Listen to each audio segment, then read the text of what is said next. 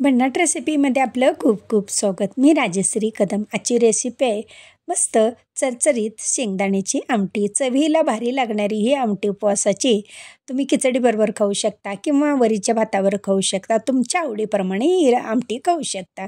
तर त्यासाठी लागणारं साहित्य पाहूया. अर्धी वाटी बिना आंबट असलेली दही घेतलेली. आंबट असली तरी चालू शकतं. त्याच्यामध्ये थोडीशी साखर घालू शकता.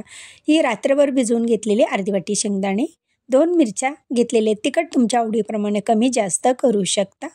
आणि चांगली मिक्सरमधून पेस्ट तयार करून घेतलेले आहे. आता कढईमध्ये 4 चमचे तेल घालून घेऊ. तेल गरम झालं की आपण त्याच्यामध्ये अर्धा चमचा जिरे घालणार आहोत. जिरे तडतडली की आता आपण त्याच्यामध्ये घालायचं आहे जे पेस्ट तयार करून घेतली होती मिक्सरमधून, ती आता याच्यामध्ये ॲड करायची आहे. आणि याला थोडंसं अर्धी वाटी पाणी घालून घेऊ. घट्ट तुमच्या आवडीप्रमाणे कमी जास्त करू शकता. पातळ किंवा घट्ट पाहिजे त्याप्रमाणे तुम्ही वाढवू शकता पाणी. त्याच्यामध्ये चवीनुसार मीठ घालून घेऊ. छान असं दणदणीत एक उकळी आणून द्यायची आहे. आता भातही गरमागरम आपला वरीचा तयार झालेला आहे. तो ताटामध्ये काढून घेऊ आणि मस्त चरचरीत आमटी त्याच्यावरती घालायची आहे आणि ताव मारायचा आहे उपवासासाठी. ही तयार आहे रेसिपी. कशी वाटली मला कमेंट करायलाही विसरू नका.